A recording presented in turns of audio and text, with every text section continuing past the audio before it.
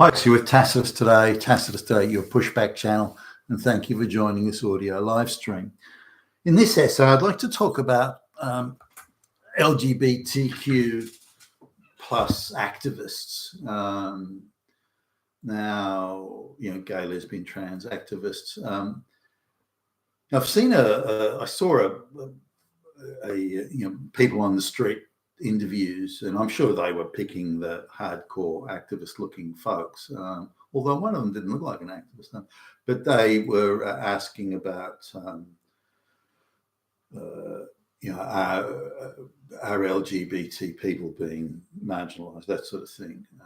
And what was strange, and we're talking classic gender studies type indoctrinated kids, or certainly say 25 years old or under, and some stridently gay people, super gay people who were older than that. But the question was,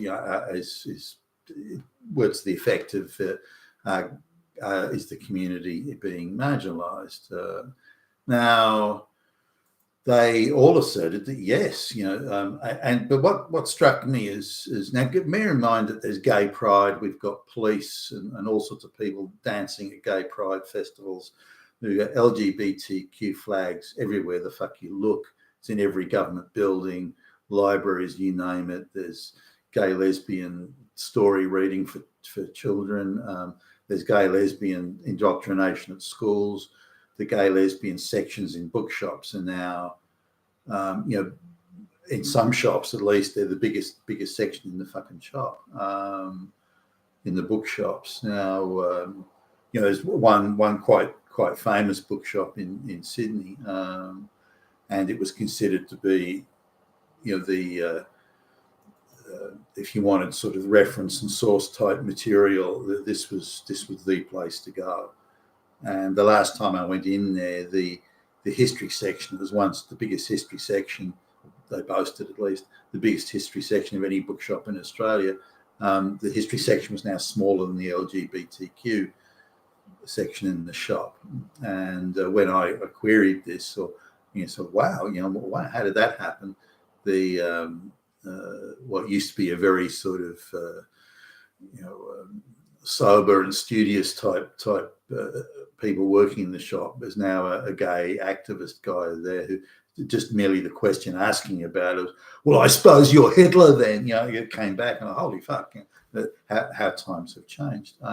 Now, all the people that were being interviewed insisted that gay, lesbian, trans people are being horribly oppressed. They get there's no recognition, none. There's no recognition. What about pride? No, they haven't heard of that. What about pride flags? They haven't heard of that. What about indoctrination in schools? They don't seem to know about that. What about all the gay, lesbian literatures in libraries and bookshops now? No, they haven't heard about that. So their perspective was that LGBTQ people are the most victims of victims in the world. You can't get more victimhood than that.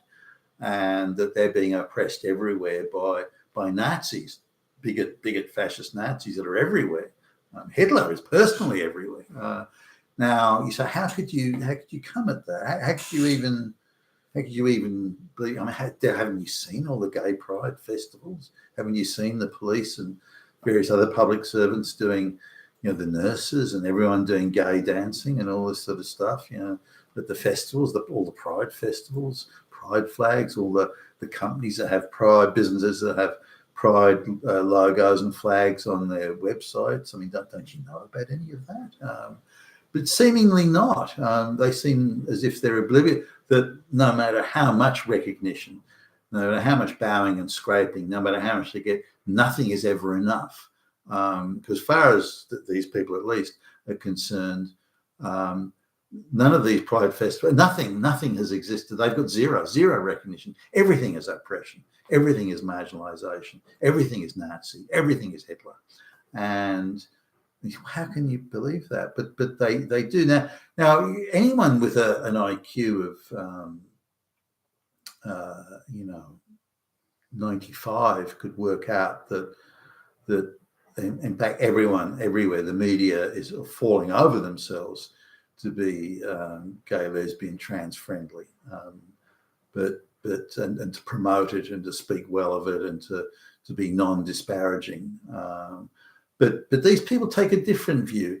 If even one Christian says something that may be unfavourable, not even against, but just unfavourable to LGBT, one Christian anywhere in the world, then that's it. Hitler is now everywhere. Everybody is Hitler, as far as they're concerned. And when you use that sort of measuring stick, then you can not only be a perpetual victim forever, but you can also say, no matter what you do for us, it's never enough. There must always be more, lots more that you have to do.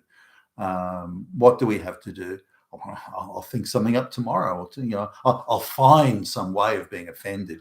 And if I get a micro, if I'm micro offended, then you have to do 1,000 times compensation. You must. So that's one side. Now the other side, other activists say, well, in the year 1,000 years ago, gay people were burned at the stake, for example, or gay people were taken out the back and shot or something like that. How true that is and how widespread it was is another matter, but they only need to find one instance, and they only need to have an approximate, maybe that was the cause. They don't have to prove this, have to say that 1,000 years ago a gay person or a lesbian was taken out back and shot. Or that lesbian was or witch was code word for lesbian, and that sort of, they don't have to assert that, and it happened 1,000 years ago. But that means you have to compensate us today for that thing that was done to us, as if the gay person today was alive or the lesbian today was alive 1,000 years ago. So they want to have a collective. What would you, a collective memory, like a shared victim memory that can go back 1,000, 2,000, a million years, doesn't matter. But today they have to be compensated for that, and that's part of this wider sort of compensation narrative that's being subset, divided into slavery compensation and so on. But they're very much cherry picking it. Now they use the equity outcome argument. Well, are all gay, lesbian, trans people on boards of directors? Are they all presidents of banks? Well, they're not, and therefore they're oppressed, and therefore everyone that's not allowing it to happen is fucking Hitler. So using those sort of emotional, ridiculous arguments, ones that are pushed through academia and high school and so on, that sort of activism, they can eternally claim themselves and position themselves to be victims. And if they're not victims in the state they're in, then they say, well, I'll just the gay guy can say, well, I'll just dress myself in women's clothes with false prosthetic breasts and so on. And because people will then treat me differently than how they did the day before, because I have changed my behavior. If they change their behavior to me, then they are the oppressors. They are the Nazis. They are the Hitlers. I have no responsibility to behave sensibly or reasonably or to fit in with them. They have to fit in with me. And if I'm just one gay person, I'm a victim, and then everyone else is a Nazi because they're now treating me differently, and so on. So with these insane things, and these sort of notions are indulged and encouraged. Now, the globalists are right behind this and are putting huge resources and finances and through the media and elsewhere to support and further this madness, because it destroys social cohesion, it creates it destroys social trust and all these sort of things, which of course are vital things for the globalists if they're going to remove all resistance to the ideological enforcement of the globalist project. You've been with Tacitus today, your pushback channel.